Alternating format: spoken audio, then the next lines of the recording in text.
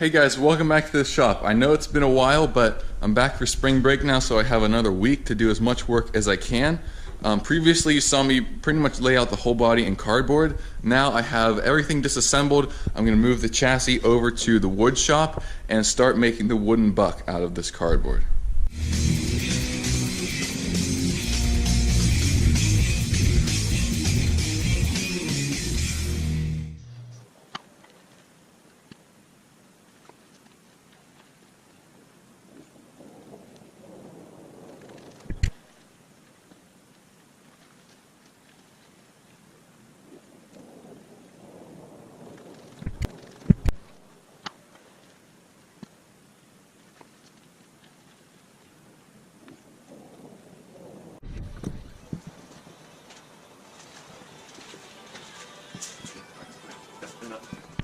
Alright, so I've got most of the cardboard reassembled here.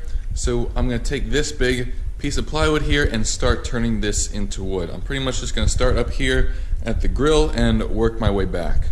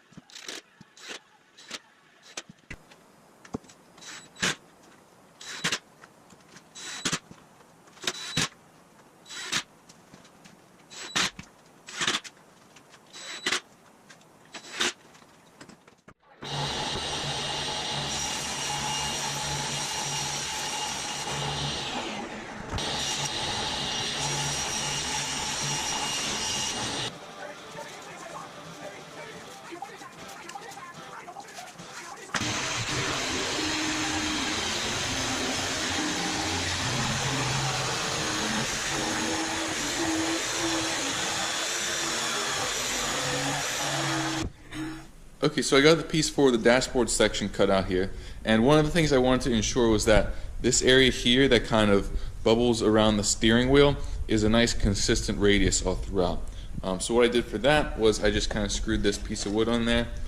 I made a mark right there so I can trace that mark all along the outside edge, and I can sand it down where it has to be so that I can have that a consistent radius. And that turned out very nicely, so what I'm going to do now is cut out the middle of this so that I'll have the dashboard and I can actually put my feet through there and everything. Then I'll put it back on the car and then connect it to the firewall section.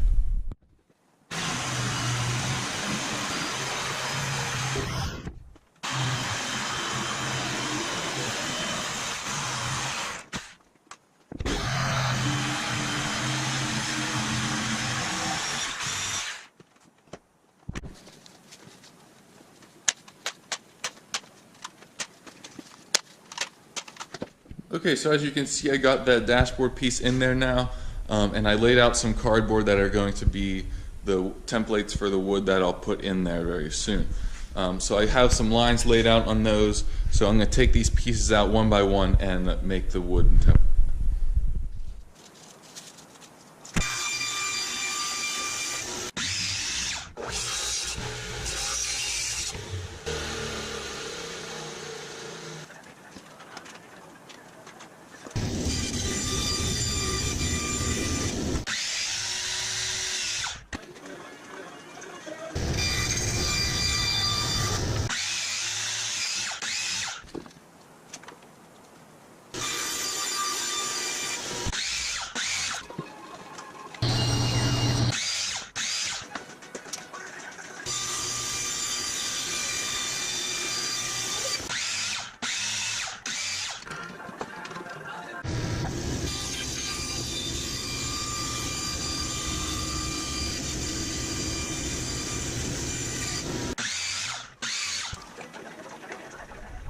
Alright, so I got all of these pieces cut out and clamped up now. It looks pretty simple, but this was actually pretty complicated because almost all of the cuts on either end of these pieces are compound cuts. They have to be cut at a certain angle relative to this surface and relative to this surface here, because as you can see here where they line up, this isn't a perfect 90-degree angle. So if I want this to match up to that nicely, I can't cut it at 90 degrees. Same with over here too. Just by looking at this, you can see that's clearly not 90 degrees. But I got them all clamped up there. You can see they stick out here, and this lays on there just perfectly. No gaps on any of them. So I'm ready to fasten these together now. I'm going to put a screw through this side into the ends of those boards, and then probably one right here clamping that together. So that's what I'm going to do now.